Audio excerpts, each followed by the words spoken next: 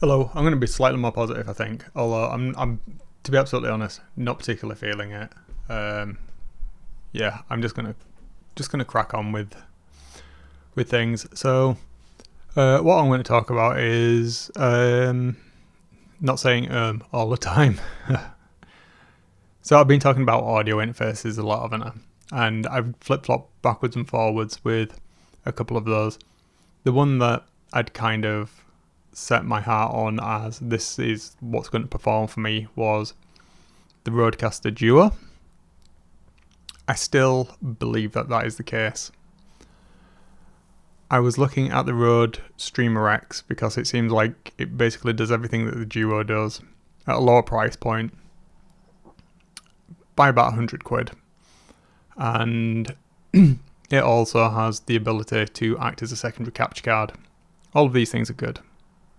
And I think it's a 4K capture card as well. However, it only allows one channel input. And it seems like I can't do what I want to do as simply. Although I believe it is possible. Audio is something of a... I've talked about this before. It's a pain point for me. I really struggle with the audio side of everything. I don't know why. I just do. My interest isn't there as much in that element. So I can't pick it up because this is plugged in. I've got my Streamer X. Now, my Stream X, I've got my Stream 1. So that is my HDMI switcher. That's outputting 1080p video on 4 channels, yeah. 5 if you count the auxiliary one. If I got the Streamer X,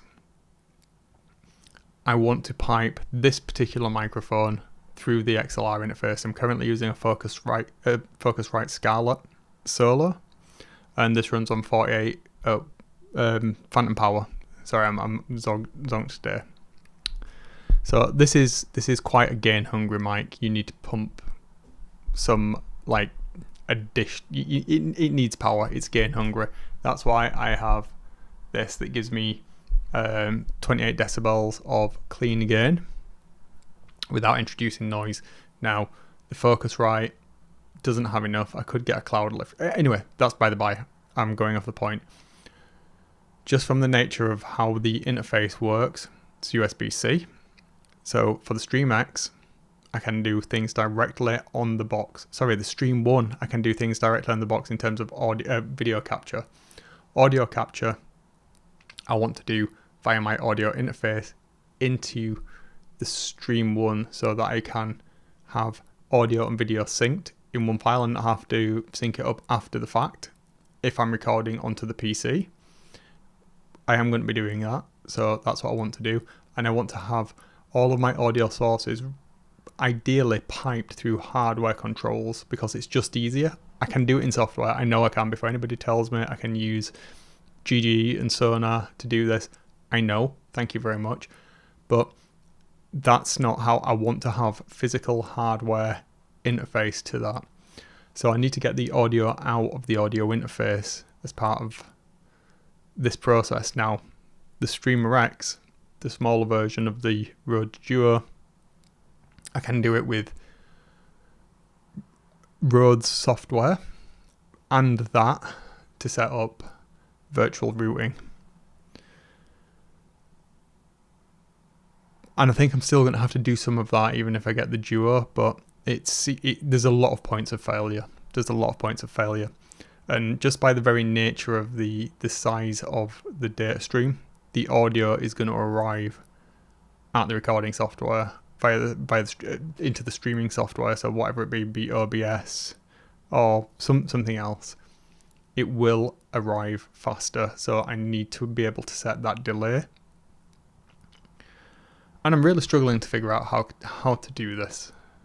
Now I know I can do it with one camera by the Streamer X and set up the offset there, but it feels like I'm trying to convince myself that the Streamer X is the better option because it's got the capture interface built into it, which I don't really need because I have multiple 4K capture cards and I've got the Stream 1. It's only got one channel, which is technically all I need, because it's only this one mic and I'm not going to be recording with anybody else in person here for the majority of the time. And 2, it's cheaper. But I don't think any of those reasons, either together or in isolation, make it better than the Duo, which, from comparing them and reading a lot of other people's comments, it seems to be the same thing. Also, one thing of concern is that the Streamer X is trying to do a lot in one box, and that does lead to instability. And there's one thing that I don't want to be doing, it's messing about constantly over and over.